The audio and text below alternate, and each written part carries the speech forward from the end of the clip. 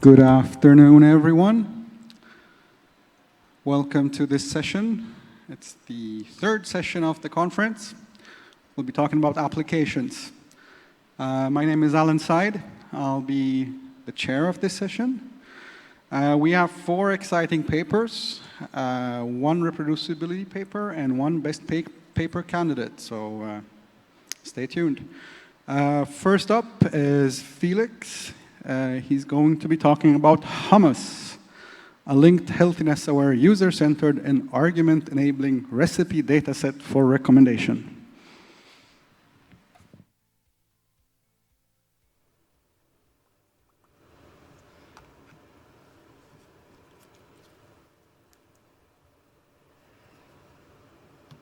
Well, thank you very much. Okay, I guess everyone is still having lunch, but we start anyway. My name is Felix Bölz, and I am from the University of Passau in Germany, and also the INSA Lyon in France. And I would like to present our resource paper, and it is called Hummus, a linked and healthiness-aware, user-centered and argument-enabling recipe dataset for recommendation. Sorry for the long title. To make the motivation short, worldwide we have the problem of increasing rates of obesity and overweight, and this is of course a big problem. And the treatment on a personal level usually includes behavior changes based on physical activity and also on a better nutrition. And the nutrition part is for us the motivation why a healthy food recommendation system might be useful. However, in order to really develop something like that, you need a data set your system is based on, right? And at least for our use case, we did not really found anything which did really match our needs, and that's the reason we are publishing another data set, which is an extension. Yes, so maybe let's start with the shortcomings of related work. To start with, most datasets in related work, so most food-centered datasets, are missing user-item interactions. And at least in our case, this was a problem because we do not only want to rely on content-based recommendation, but also want to use collaborative filtering or hybrid approaches. The next problem is that a lot of datasets came together with recommendation algorithms, right? And some of those papers just didn't release their datasets. Sometimes, for example, because they had some medical information they were not able to publish. The next problem is that when you want to develop a healthiness-aware recommendation system, you need the information for the more nutritions you have in your dataset, the better, right? And a lot of datasets also did not have this information. So we encountered a lot of datasets which only gave information about the overall energy. And what you can do with that is only minimizing the intake in calories, which is in our opinion not enough. A next problem we also do not solve, to be honest, is that a lot of datasets are either very small or very sparse. But this is a general problem in this and a lot of other domains, I would say. And the last thing we need for our use case, at least, is semantic logic, or at least a little bit of semantic logic. We need that for post-hoc explanations, for example, or for example, if we have a user, we know, okay, this user has an allergy to something. We want to really make sure that we do not recommend any recipes in our case, which are invalid due to this allergy. And our goal is to solve some of those problems with our data set. So our contribution is called Hummus. It is short for a health-aware, user-centered recommendation and argument-enabling data set. And the features are the following. The first one is that it is linked. So it is based on the so-called food knowledge graph. I will give you an example later on. And this graph, which is based on, and also our graph, is linked to other data sets. The first really important one is the food-on ontology. This is a food product ontology in the end, which tries to group or to categorize different kind of food products or ingredients. I will also give you an example on the next slides.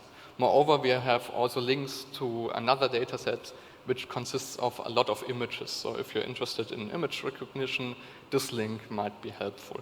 And in addition, we also crawled some more data from the food website, which is called food.com in the US.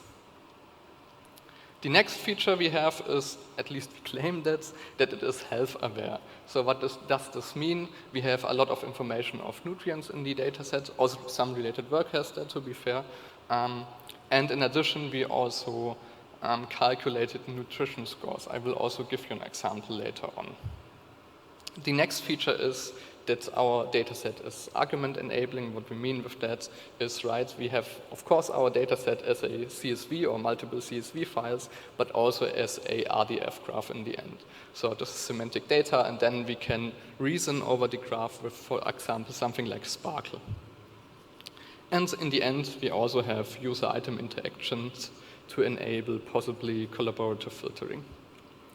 In total, the crawled data or the data datasets consists of 500,000 recipes, 300,000 users with some features. It's maybe important to mention that the users do not include, unfortunately, any medical information. So this is missing. And also 1.4 million reviews. And what you can see here, of course, this dataset also, so the reviews in the end are the user item or user recipe interactions. Our dataset is also, of course, very sparse. If you are interested in the dataset, you can check out our paper, of course, or the GitLab repository.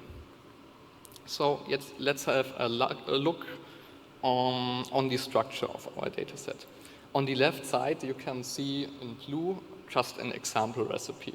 And this recipe, which is pretty straightforward, I would say, is just connected to a bunch of ingredients. And thanks to the related work of the food knowledge graph, we have a connection between our ingredients of our graph and the connection between the ingredients of our graph and other graphs or other data sets. And here, just as an example, on the right side, we have the food on ontology. So in this example, we have a connection from the Fuji apple, which is an ingredient of our recipe, which is connected to a similar named entity.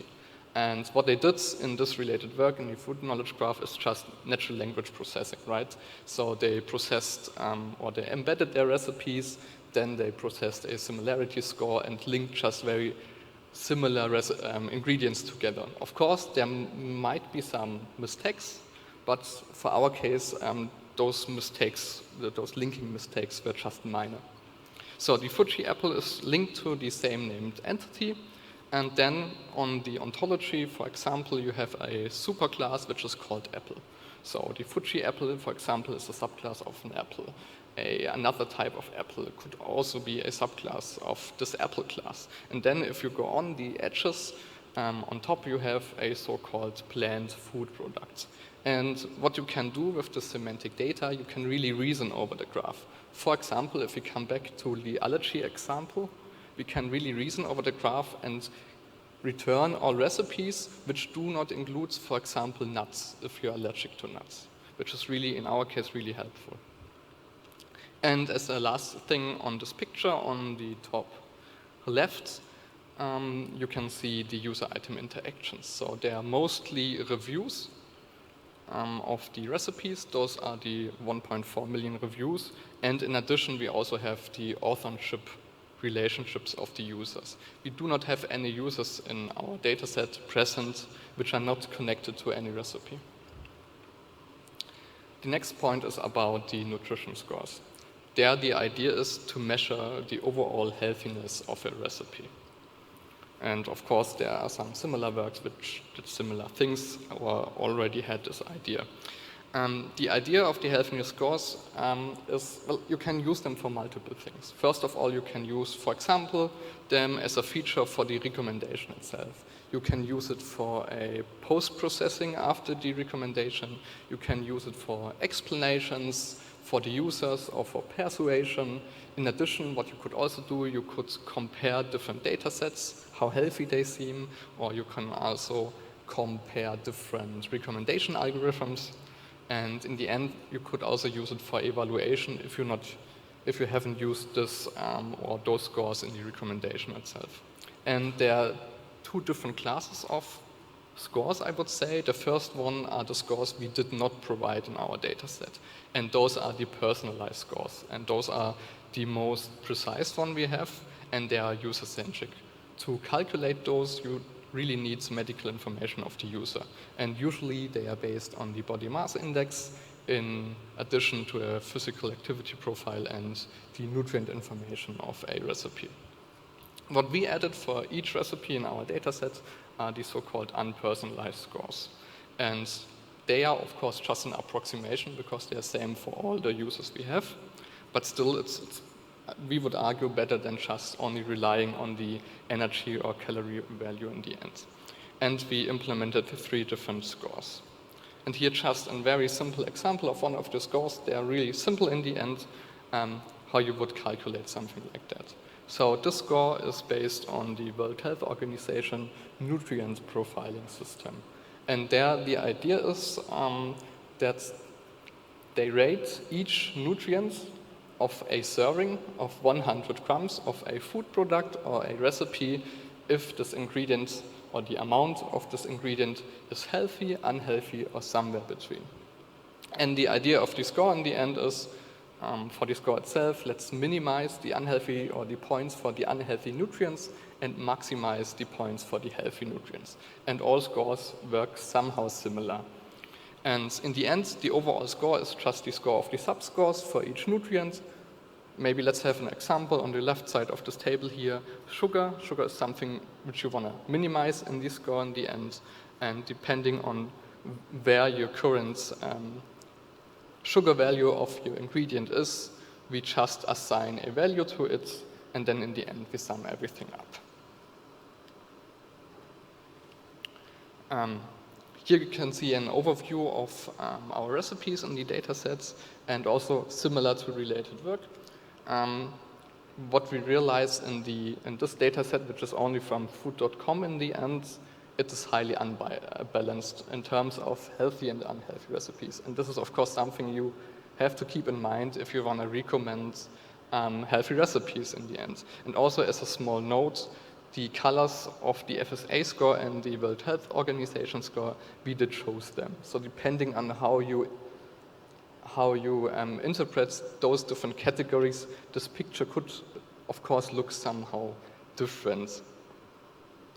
In addition, we also have a feature correlation matrix. Maybe it's a little bit small. I just want to do 2 examples here.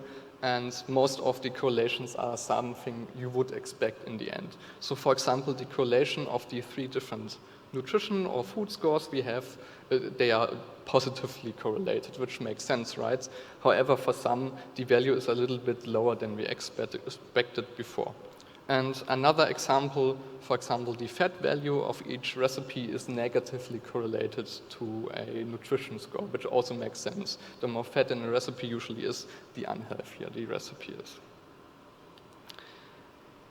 And this is my last slide. So we also did some experiments for recommendation and most importantly for post-processing. And here I have multiple notes. The first note is, this is not the focus of our work.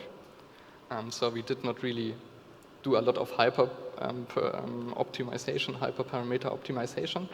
The next note is that we used threshold discarding here for our data set. This means we removed some users and some recipes to balance the sparsity and the composition of the data set. So if you want to compare data sets, you really have to make sure that you use the same threshold discarding arguments in the end.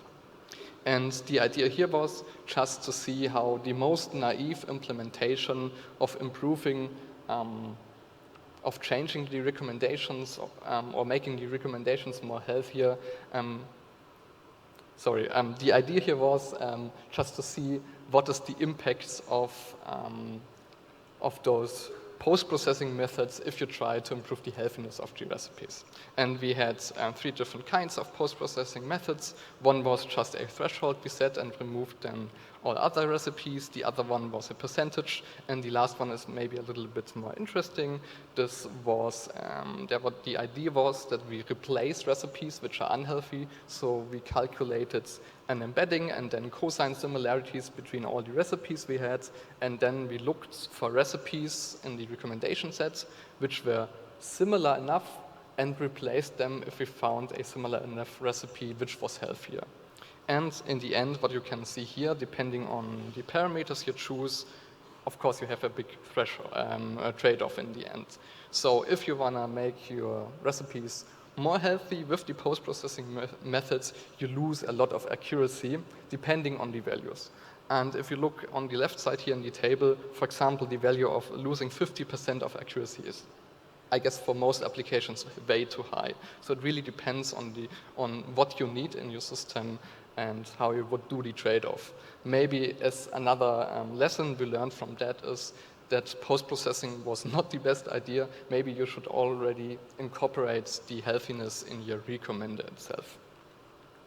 And that's already it. So as a small summary, I showed you briefly our data sets and the correlations in the data sets. I also introduced a little bit the food or nutrition scores, and in the end I showed you some initial experiments we have done on the data set. Thank you very much.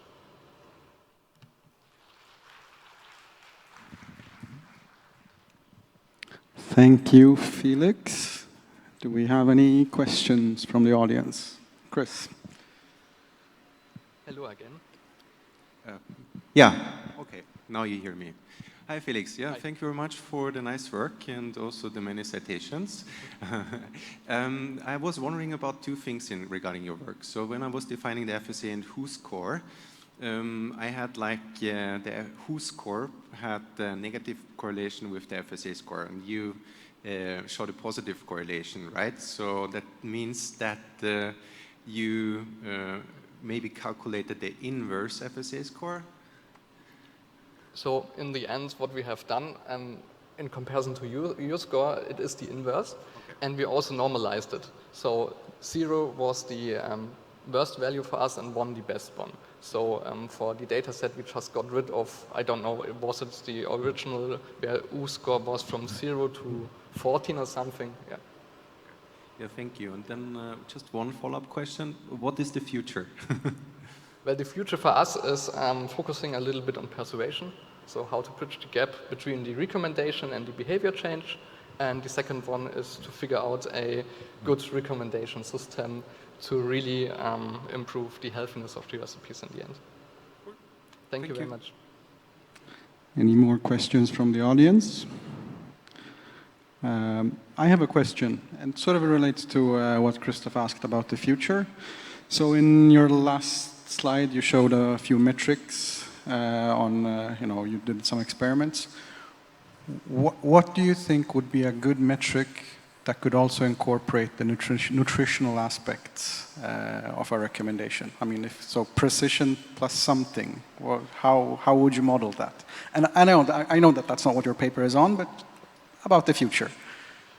Well, we are not sure right now. So right now the idea is to use the food scores for the recommendation itself at some point and not for the post-processing itself anymore. But then of course you have the problem, you cannot use those metrics to evaluate anymore. But for that we don't have a solution right now, to be honest. Okay. All right, Felix, thank you. I hope we'll see a session filled with Hummus papers next year. This was a reproducibility paper. These can either reproduce things or present these nice things like new data sets. So thank you, Felix. Thank you very much.